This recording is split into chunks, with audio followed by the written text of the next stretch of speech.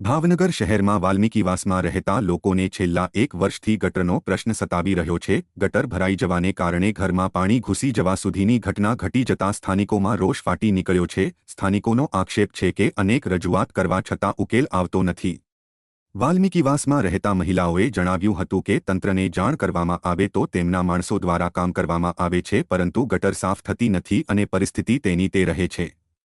પૈસા ખર્ચીને બહારથી માણસો બોલાવવામાં આવે તો ગટર સાફ થઈ જાય છે, આમ છતાં સમસ્યા તેની તે સમય જતા થઈ જાય છે, જેની અનેક રજૂઆત કરવા છતાં હલ થતી નથી।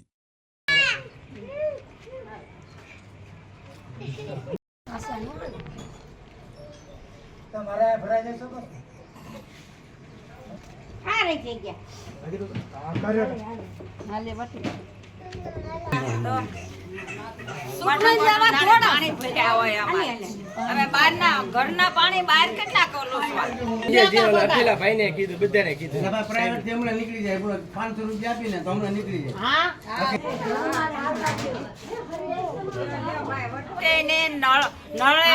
અમારે ગોઠરે ને 20 વર્ષથી અમે હેરાન થાય છે। અમે આમના હેરાન કેટલા સમયથી થાય છે ને કોઈ અહીંયા વાસમાં ધ્યાન જ નથી દેતો। આ 20 વર્ષથી અમે અહીંયા રહી છે, નથી કોઈ જાતની અમને સુવિધા આપી, કોઈ કોર્પોરેટર અહીંયા જોવા નથી આવતા કે કોઈ જાતનું અમારું છે નહીં ને કાંઈ સુવિધા છે જ નહીં। ટૂંકમાં અહીંયા નથી પાણીની કે નથી ગટરની લાઈન કે નથી બ્લોક। અહીંયા અમે 20 વર્ષથી અહીંયા રહી છીએ।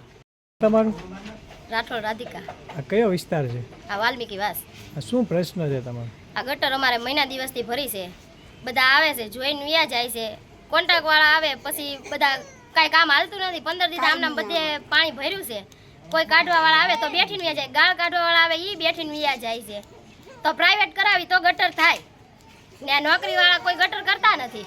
કેટલા ટાઈમથી તમારો પ્રશ્ન છે? આ અમારે નહીં તો 2 વર્ષથી તો આમનામ રેગ્યુલર અમે અરજી દઈ છીએ ને નહીં તો અમારે અમે બે અરજી મ્યુનિસિપાલિટીમાં દીધી તોય અમારું કામ થયું નથી। એ એમ કહે છે કે કાંઈ હાલે એમ જ નથી, તો એ કાંઈ હાલે એમ ન હોય તો નવી લાઈન તો અમને આપી શકીએ કે નહીં?